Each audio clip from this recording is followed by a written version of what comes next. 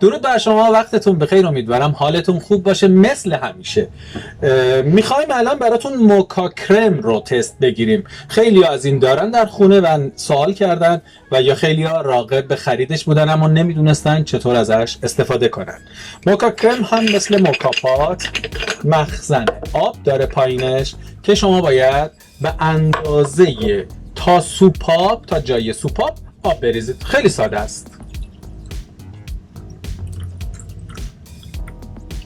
کمی هم میتونید کمتر بریزید، ضرورتی نداره، اما تا جای سوپاپ، تا خط سوپاپ عموما یک استاندارد هست. حالا قهوه رو میریزیم. خیلی آروم و با حوصله قهوه رو در جای خودش به اندازه بسکت قهوه رو میریزیم. ببینید من خیلی نمیکوبم قهوه رو ولی کاملا پرش میکنم، خیلی نرم اندازه سطح خودش.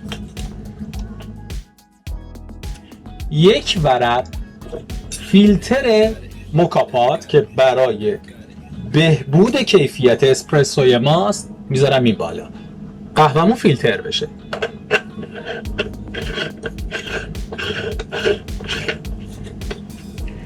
محکم میبندیمش. چون محکم میبندیم به خاطر اینکه از اینجا احتمال نشتی اسپرسو هست.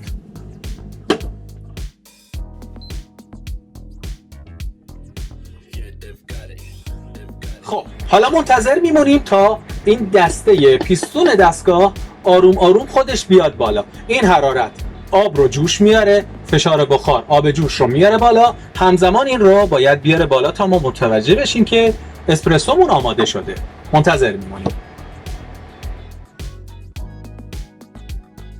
خب دوباره اسپرسو آماده شد، فقط مراقب باشید نسوزید. الان آماده است، میریم که سرو بکنیم. باز میکنم.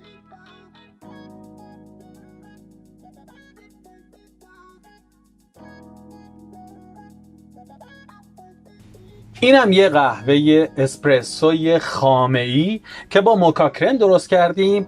جای همتون خالی.